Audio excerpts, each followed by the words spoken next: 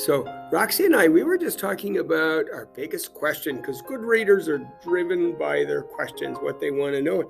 We were kind of wondering if Ivan's always going to be alone.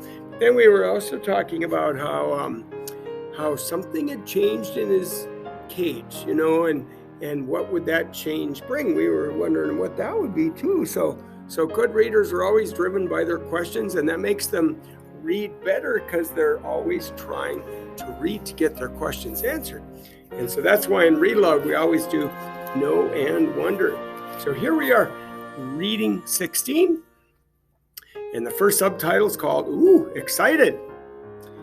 This morning, for some reason, there was no gorilla show on TV.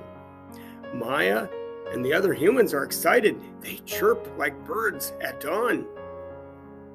Today's the day, they say.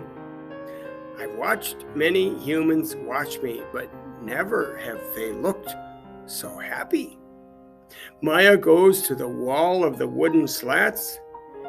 She grins goofily. She pulls a string. And then, next subtitle is called What I See. Oh, gorillas. 3 females and a juvenile male. It's the family I've been watching, but they're not on the TV screen. They're on the other side of the glass watching me, watching them. I see me, lots of me. Next subtitle, still there. I cover my eyes. I look again. They're still there. And this is what he sees. It's pretty cool. Next subtitle, watching. Every day I watch them through my window the way my visitors used to watch me. See how they chase, groom, see how they play, sleep, see how they live. They're graceful the way Stella was, moving just enough, but only as much as they need. They stare at me, heads tilted, pointing and hooting, and I wonder, are they as fascinated with me as I am of them? Next subtitle is called She. Her hoots make my ears hurt. I admire her intact canines from afar. Her name is Kenyani.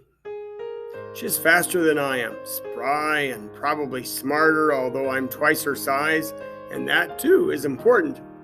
She is terrifying and beautiful, like a painting that moves. Next subtitle, Door. Today the humans lead me to the door. On the other side, Kenyani and the others wait for me. I'm not ready for this. I'm not ready to be a silverback. I'm Ivan, just Ivan, only Ivan. I decided it's not a good day to socialize. I'll try again tomorrow. That's funny. Next subtitle, Wondering. All night I lie awake, wondering about Ruby. Has she already walked through a door like the one I'm facing? Was she as scared as I am? Scared the way she must have been that day she fell in the hole? I think of Ruby's endless curiosity and of the questions she loved to ask. Have you ever danced with a tiger, Ivan? Will your fur turn blue? Why doesn't that little boy have a tail? If Ruby were here with me, she'd be asking, what's on the other side of the door, Ivan? Ruby would want to know, and she would have been through that door by now. Next subtitle, Ready. Want to try again, Ivan? Maya asks. I think of Ruby and tell myself, it's time. The door opens. Next subtitle, Outside at Last. Sky, grass, tree, ant, stick, bird, dirt, cloud, wind, flower, rock, rain. Mine, mine. Wow. Next subtitle is called Oops. I sniff, approach, strut a bit, but the others don't welcome me. They have sharp teeth and loud voices. Did I do something wrong? Kenyani chases me. She throws a stick at me. She corners me. I know that she's testing me to see if I'm a true silverback, one who can protect her family. I cover and hide my eyes. I cower and hide my eyes. Maya lets me back in my cage. Next subtitle, what it was like. I lie awake and try to remember what it was like being a gorilla. How did we move? How did we touch? How did we know who was boss? I try to think past the babies and the motorbikes and the popcorn and the short pants. I try to imagine Ivan as he might have been.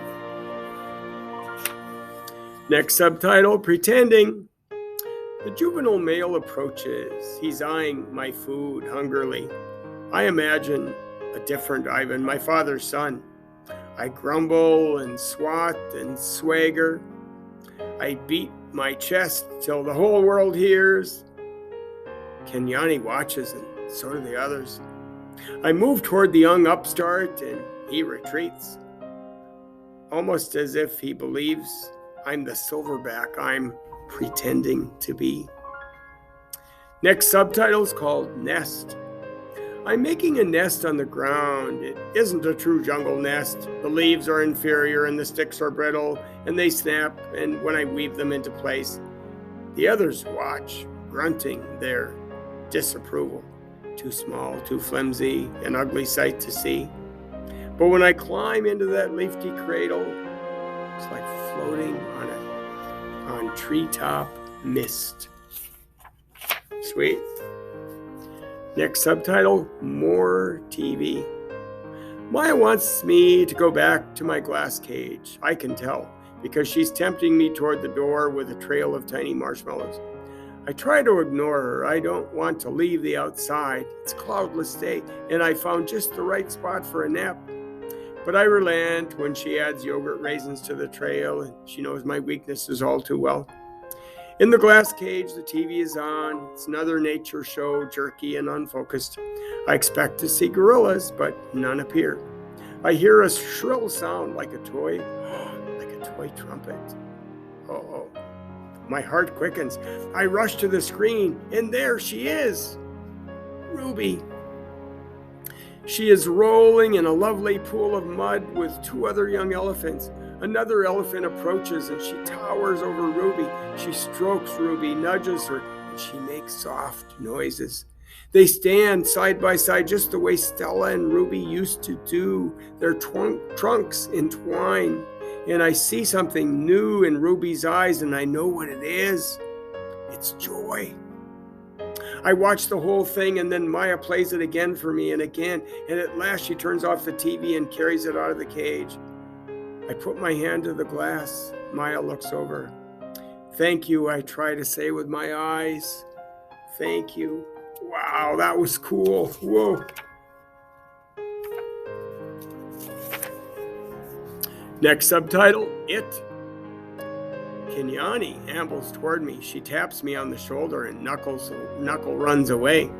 I watch her, arms crossed over my chest. I'm careful not to make a sound. I'm not sure what she's doing. She ambles back, shoves at me, dashes past, and then I realize what's happening. We're playing tag, and I'm it. Wow, how sweet. Next subtitle, Romance. Make eye contact, show your form, strut, grunt, throw a stick, grunt some more, make some moves. Romance is hard work. It looks so easy on TV. I'm not sure I'll ever get the hang of it.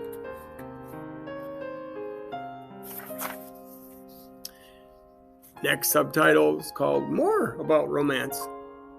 I wish Bob were here. I could use some advice.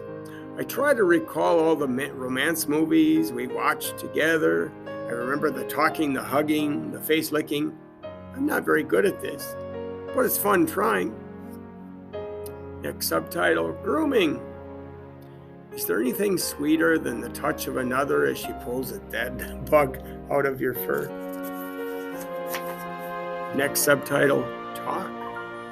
Gorillas aren't chatty like humans, prone to gossip and bad jokes. But now and again, we swap a story under the sun. One day it's my turn. I tell my troop about Mac and Ruby and Bob and Stella and Julia and George, about my mother and father and sister. And when I'm done, they look away, silent. Kenyani moves closer, her shoulder brushes mine, and we let the sun soak into our fur together. Next subtitle, The Top of the Hill. I've explored every nook and cranny of this place except for the hill at the far end where the workers have been repairing a wall. They're finally gone. They left fresh white brick and a mound of black dirt. And while the others laze in the morning sun, I want to explore the hilltop. They've been there before, but I have not. Everything is still fresh to my eyes. I take my time going uphill, savoring the feel of the grass on my knuckles. The breeze carries the shouts of children and the drowsy hum of bumblebees. And near the top of the hill is a low-limbed tree, the kind my sister would have loved. The wall is endless, clean and white, stretching far down to the habitats beyond my own. It's high and wide, carefully built to keep us in and others out. This is still, after all, a cage. It rained last night, and the pile of dirt is soft to the touch. I scoop up a handful and breathe in the loamy smell. It's a rich brown color, heavy and cool in my palm. And the wall waits, oh wow, the wall waits like an endless blank billboard. The next subtitle is called The Wall. It's a big wall, but it's a big pile of dirt, and I'm a big artist. I slap handfuls of mud on the warm cement and I make a handprint. I tap my nose with a muddy finger, I make a nose print.